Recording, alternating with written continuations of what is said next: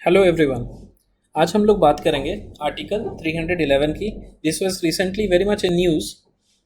So this talks about safeguards provided to civil servants and we would also get to know whether there are any exception to the article। ठीक है, before proceeding further let us try to understand article 311 कहता क्या है। तो एक बार short में देखते हैं। तो article talks about the safeguards to civil services. जैसा कि हमने देखा उसमें basically this talks about three different things. पहला है आपका डिसमिशल, दूसरा रिमूवल एंड तीसरा जो है रिडक्शन इन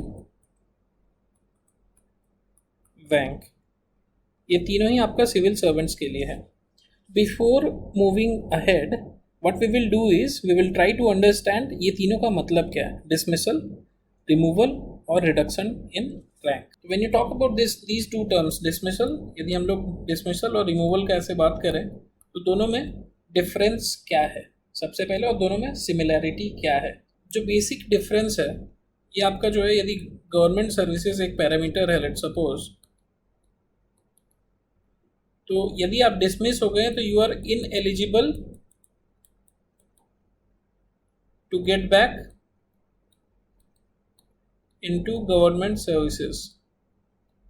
वेरएज यदि आप रिमूव किए गए हैं तो ऐसा कोई डिस्क्वालिफिकेशन नहीं है, you are allowed to come back. मतलब कि आप पे कोई धब्बा नहीं लगाया जाएगा, आपको बस रिमूव कर दिया जाएगा। लेकिन यदि आप डिसमिस है तो you have been blacklisted and you can not really join government services. तो ये हो गया आपका डिफरेंसेस। अब जहाँ तक हम लोग बात करें तो दोनों डिसमिसल और रिमूवल दोनों में क्या होता है, जो आपको पेनलाइज किया गया that is on the ground of the conduct किसका, गवर्नमेंट सर्वेंट का। तो दोनों केस में मतलब कि या तो आपको बोल देता है, आपको किसी चीज़ के लिए दोषी ठहरा देता है, और या फिर आपको बोलता है you are not good enough, आपके जो एबिलिटी है दैट इज़ डेफिशिएंट।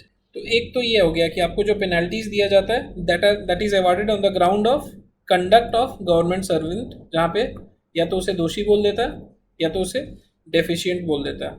और साथ ही साथ यदि आप डिसमिस्ड हुए हो या फिर आप रिमूव हुए, in either of the cases या फिर in both of the cases, it leads to penal consequence. कहने का मतलब ये है कि जैसे आपका सैलरी आता था, अलाउंसेस थे, ठीक है, उसके बाद पेंशन होगा, दैट कैन बी फॉरफिटेड। जो भी आपका सैलरी, अलाउंस, पेंशन, ये सब बंद हो सकता है। तो this is about dismissal and removal. तो जो आपका डिफरेंसेस है वो है कि एलिजिबिलिटी को लेके डिसमिशल में you can not get back to government services, removal में you can get back to the government services. And यदि सिमिलैरिटी की बात करें तो दो, एक तो आपका कंडक्ट ऑफ गवर्नमेंट सर्विसेज, इसको ए यदि मार्क कर लें, और बी पीनल कॉन्सिक्वेंसेज होते हैं, जो सैलरी, अलाउंस, पेंशन है उसे आप फॉरफिट करना पड़ता है। तो this is about the dismissal and removal thing. एक चीज और यू कैन नोट कि यदि आप डिसमिस हो रहे हो, रिमूव हो रहे हो, तो that is against the will of किसका, अगेन सिविल सर्वेंट की बात हो रही है। ऑब्वियसली यदि आप डिसमिस हो रहे हो, रिमूव हो रहे हो, तो आपकी मर्जी से नहीं है। कौन चाहता है कि आप सर्विस से दूर जाओ।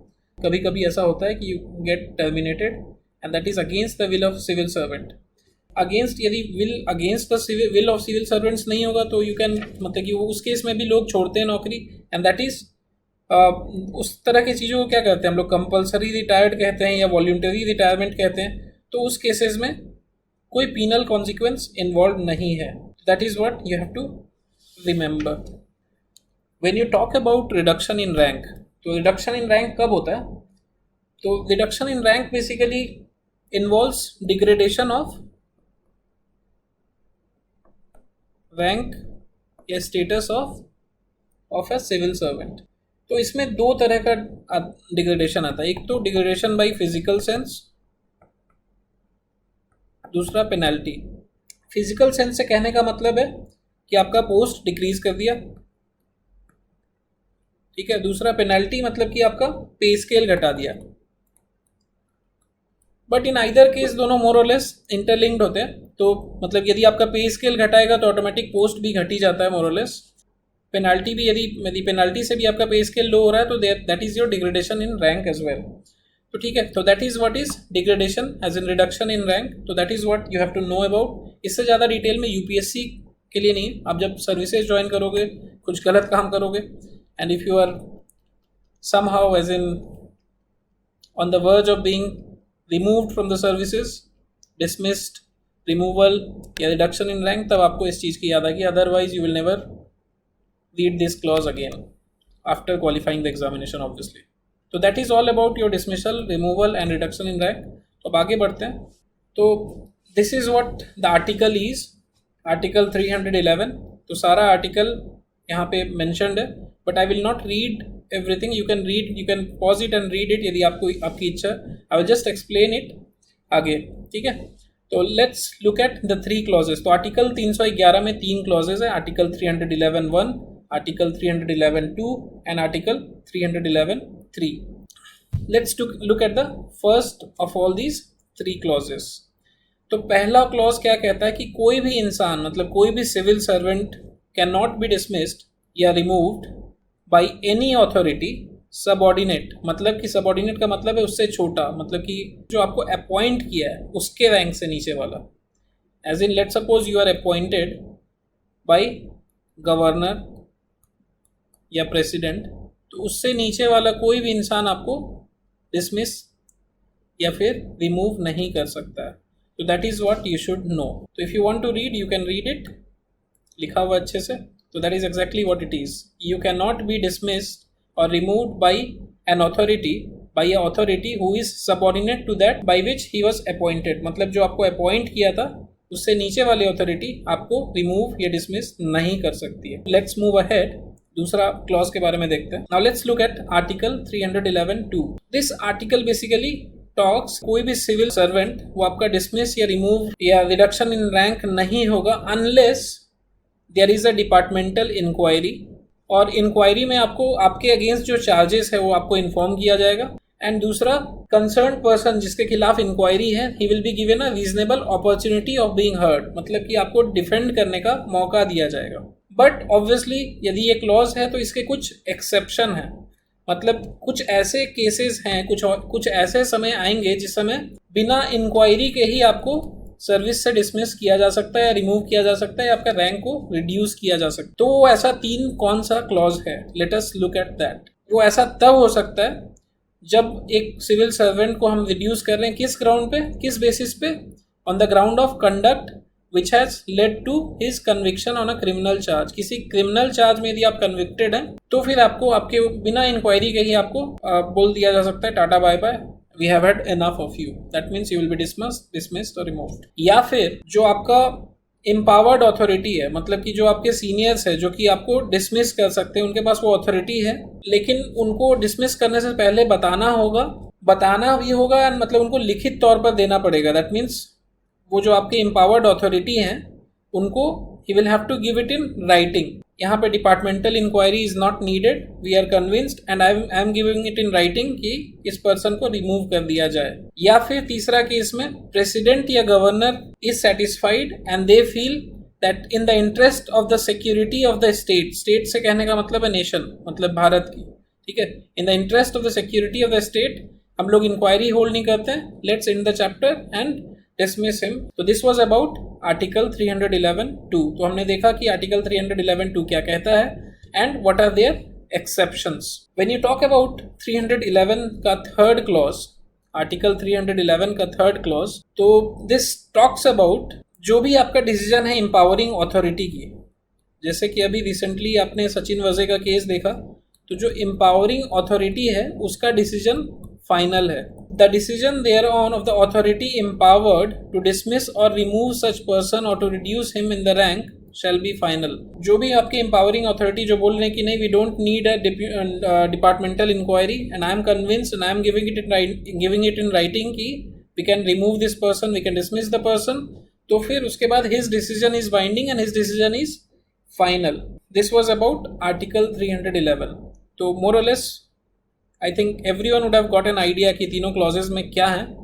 तो अब इसको हम लोग थोड़ा सा तोड़ के पढ़ लेते हैं कि what are the safeguards that article 311 provides to civil servant. तो यहाँ पे आर्टिकल 311 की बात करें तो क्या क्या सेफगार्ड देता है। सबसे पहला जो हम लोगों ने पढ़ा था, he cannot be dismissed by any authority who is subordinate to him, जो कि उन्हें अपॉइंट किया था। कोई भी अपॉइंटिंग अथॉरिटी जो था उसके सबऑर्डिनेट्स इन्हें डिसमिस नहीं कर सकते हैं। Once you are into the service you cannot be dismissed by an authority जो कि अपॉइंटिंग अथॉरिटी से छोटा है।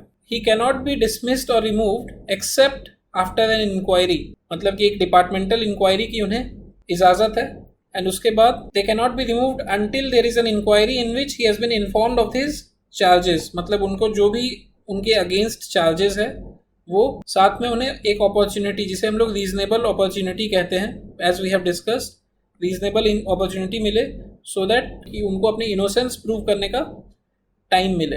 बट यहाँ पे जो रीजनेबल अपॉर्चुनिटी टर्म है ये पहले कुछ और था, बाद में कुछ चेंजेस हुए थे। तो let us look at that.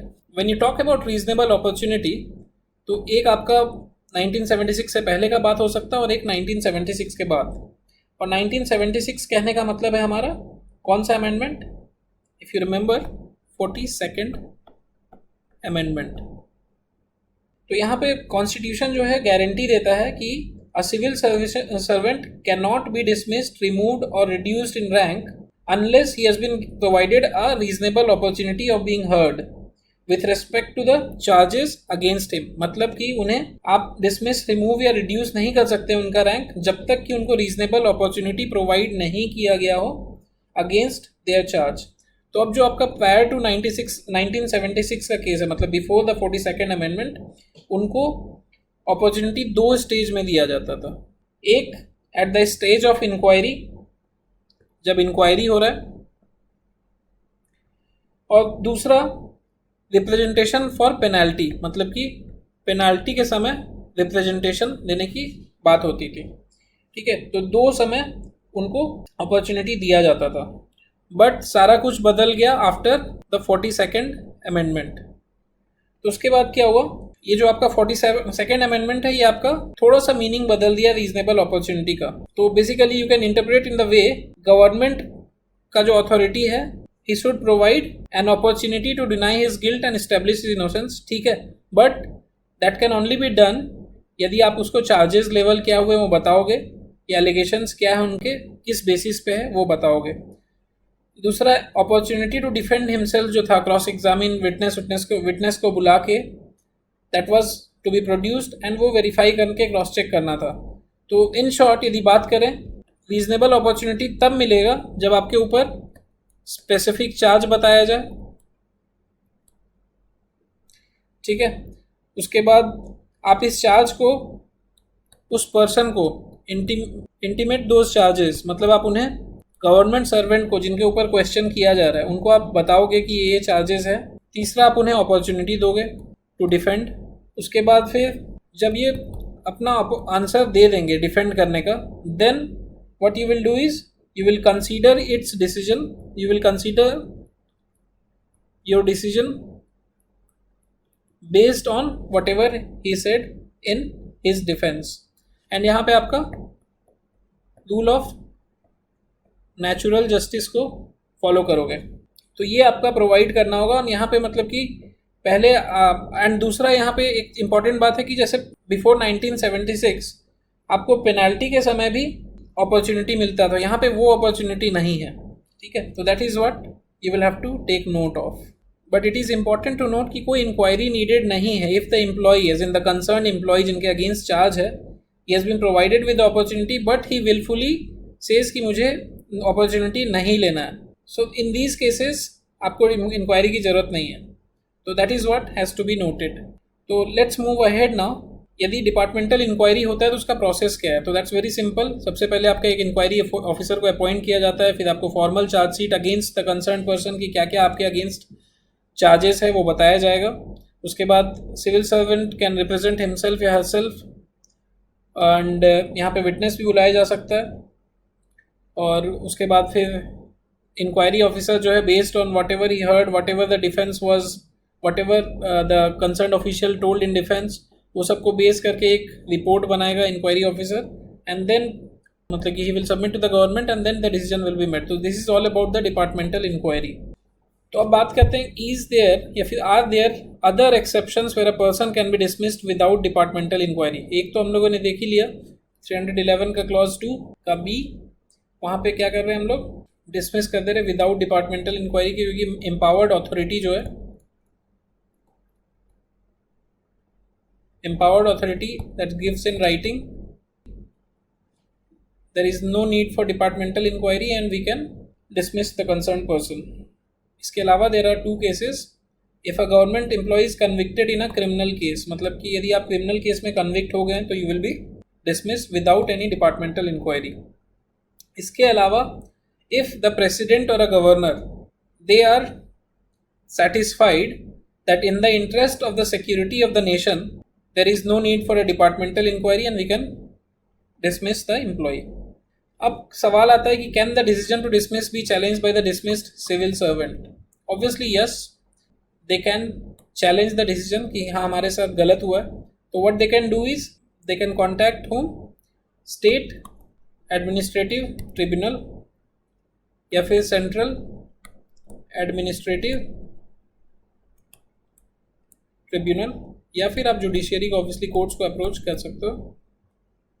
जैसे सचिन वजे के केस में ही विल कॉन्टैक्ट महाराष्ट्र का एडमिनिस्ट्रेटिव ट्रिब्यूनल, तो they can obviously challenge the decision किसके पास जाके, एडमिनिस्ट्रेटिव ट्रिब्यूनल या फिर जुडिशियरी के पास.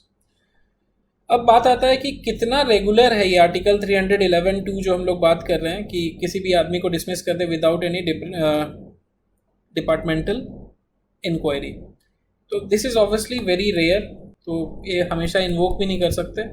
जैसे एक सचिन वजे का केस हो गया. Similarly there has been a case in Jammu and Kashmir where 3 government servants including 2 teachers they have been thrown out of the service, they have been fired from the Jammu and Kashmir service.